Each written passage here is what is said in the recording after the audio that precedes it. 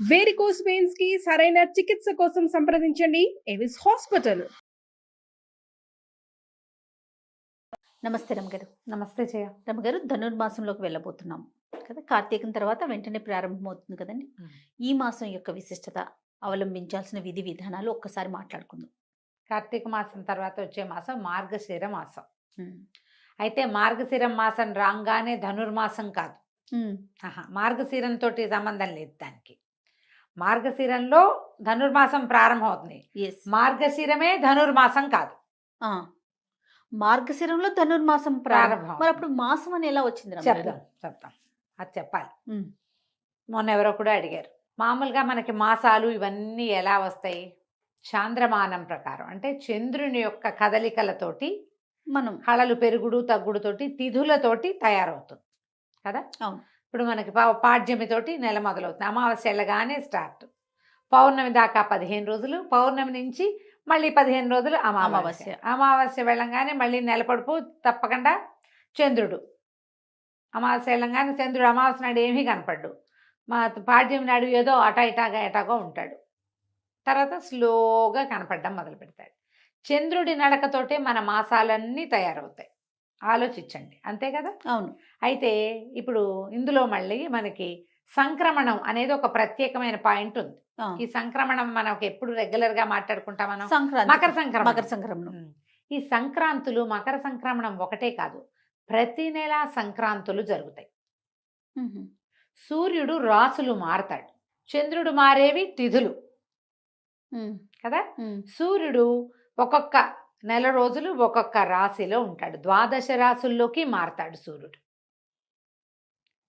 ఈ మన కార్తీకం ప్రారంభంలో తులా సంక్రమణం, వృశ్చిక సంక్రమణం జరుగుతాయి. ఇదేంటంటే సంక్రమణాల్లో కూడా మనకి పెద్దవాళ్ళకి తర్పణాలు పిలిచే వాళ్ళు సంక్రమణ కాలంలో కూడా తప్పకుండా చేయాలి. సంక్రమణ అన్నప్పుడు కూడా ఉపవాసం ఉండాలి.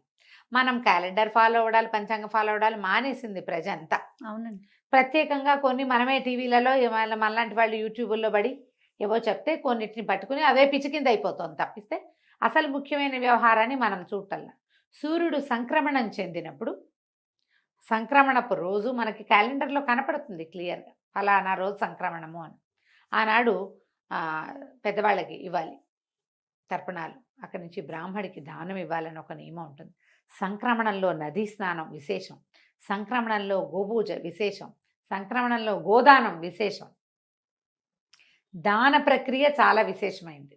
కానీ అవన్నీ గుర్తుపెట్టుకోం. కానీ మనకి ప్రత్యేకంగా మకర సంక్రమణం ఒకటి మనకు ఖచ్చితంగా తెలుసు.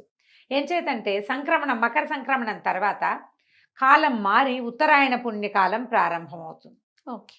దక్షిణాయనం వెళ్ళిపోతుంది. ఇప్పుడు మన కాలాన్ని 2 నడకలుగా విభజించారు, ఉత్తరాయణము దక్షిణాయనము. అంటే సూర్యుడు తూర్పు నుంచి ఉదయిస్తాడు కదా. ఈ ఉదయించే కాలంలో దక్షిణాయనం అప్పుడేమో దక్షిణం వైపుగా వాలుగా ఉంటాడు. ఉత్తరాయణం వచ్చేసరికల్లా సూర్యుడి వాలు ఉత్తరం వైపుకి వస్తుంది. ఇవి దేవతల యొక్క రాత్రి పగలుగా చెప్పబడతాయి. ఓకే. దేవతల యొక్క నిద్రాకాలం దక్షిణాయనం, తెరిపి కాలం, వాళ్ళు తెలివిగా ఉండే కాలం ఉత్తరాయణం. ఓకే. ఇప్పుడు ఈ ఉత్తరాయణం ఇవి ఎప్పుడు మారతాయని చెప్పుకున్నాం మనం, మకర సంక్రమణానికి మారతాయి. ఈ మకర సంక్రమణానికి ముందున్న సంక్రమణము ధనుస్ సంక్రమణం. సూర్యుడు ధనుర్రాశిలోకి మారతాడు.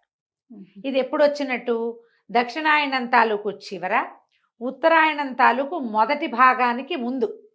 అందుకని దీన్ని ఎలా పరిగణించాలి, ఒక దేవతల యొక్క రోజు యొక్క తెల్లవారుజాము. ఒక్క రోజు యొక్క తెల్లవారుజాము.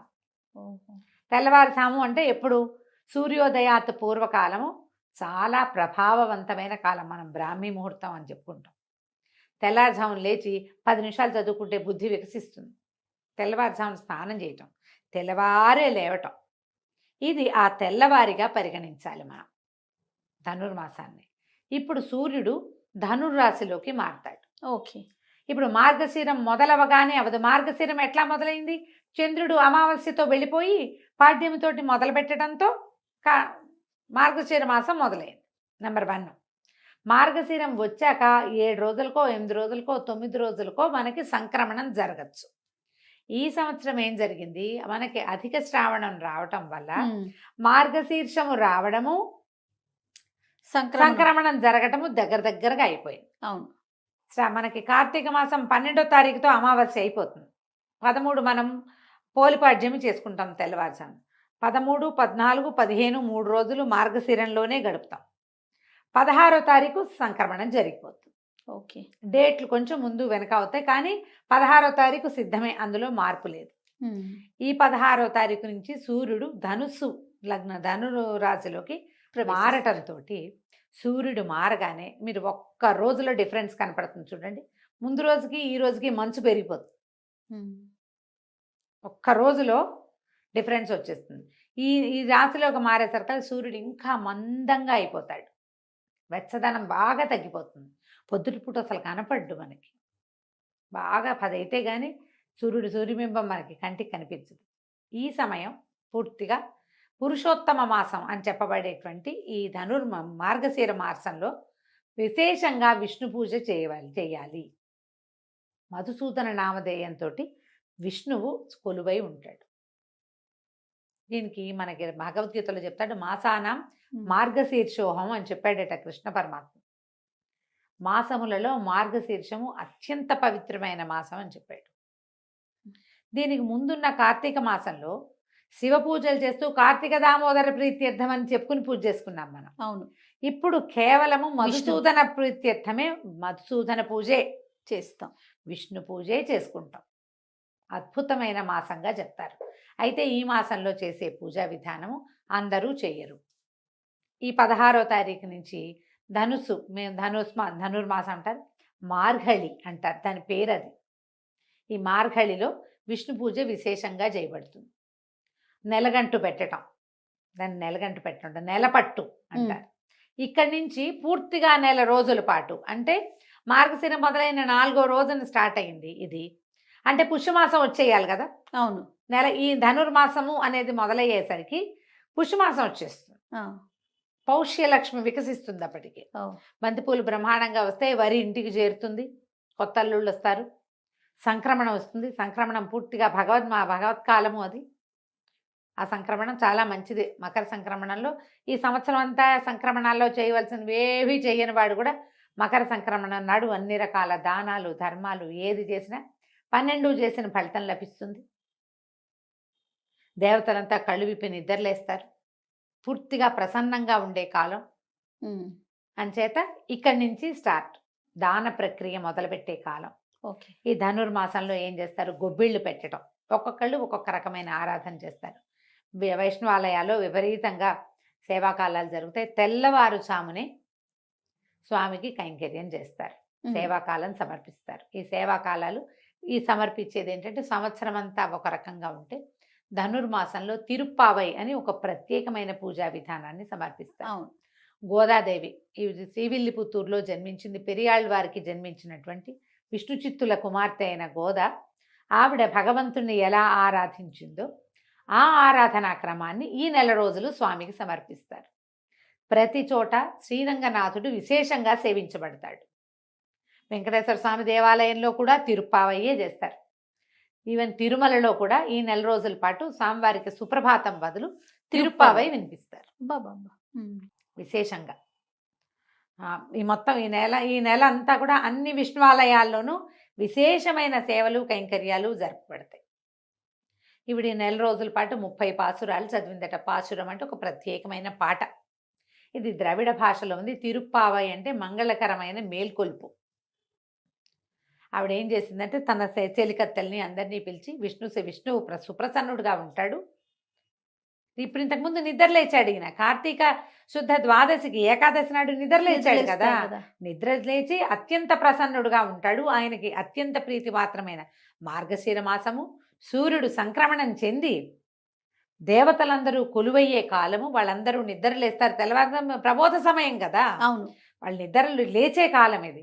ఈ సమయంలో గనక మనం భగవత్ సేవం చేస్తే భగవంతుడు మనని అనుగ్రహిస్తాడని చెప్పి తన చెలికత్తెల్ని అందరినీ పిలుస్తూ కృష్ణుడి గురించిన గాథలు ఆవిడ చెప్తూ రోజుకొక పాట చొప్పున ఆమె పాడింది.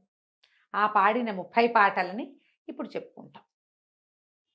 ఇది అందరూ చేసేది చేయగలిగేది కాదు. ఎందుకంటే ఇది తిరుప్పావై ద్రవిడ భాషలో ఉంది. మనం చేయగలిగేది ఏమిటి, వాకిళ్ళు తెల్లవారుజామునే లేవటం.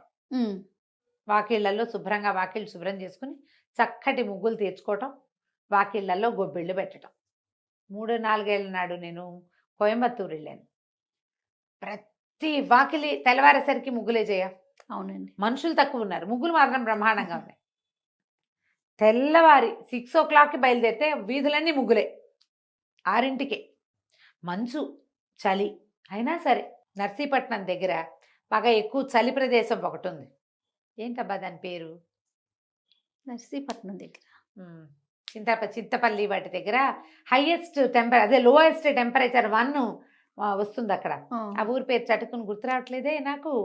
చాలా ఇంట్రెస్టింగ్గా ఆ చలి ఏమిటో చూద్దామని వెళ్ళాం మేము. లంబసింగి వెళ్ళాం 1 సంవత్సరం డిసెంబర్లో. చలి అదేమిటో చూడాలని. ఒక్కొక్కటి ఉంటుంది కదా. ఆ లంబసింగిలో కూడా తెల్లవారు 5ంటికి ముగ్గులు.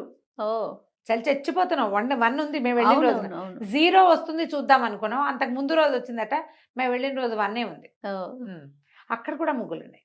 మనం చేసే సేవ ఏంటంటే ఈ పుణ్యకాలంలో, ఈ ధనుర్మాస కాలంలో అందరూ వాకిట్లో ముగ్గేసుకుంటే విష్ణు సేవ చేసినట్టే. అది ఓకే. గొబ్బిళ్ళు పెట్టుకోవటం. గొబ్బిళ్ళు పెడతారు కదా కొన్ని ప్రాంతాల్లో.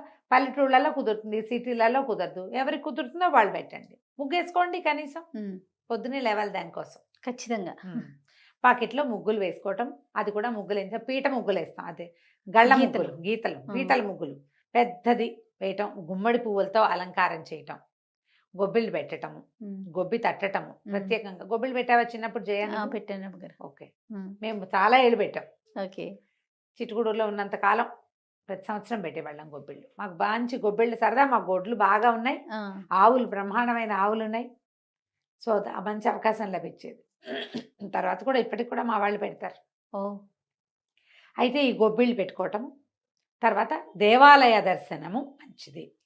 ఇందులో ఈ 30 రోజుల ధనుర్మాసంలో 10 రోజులైనా ఈ సేవాకాలాన్ని చూడడం, 8 రోజులైనా, 6 రోజులైనా, 2 రోజులైనా, కనీసం 1 రోజైనా విష్ణువాలయ దర్శనం మంచిది.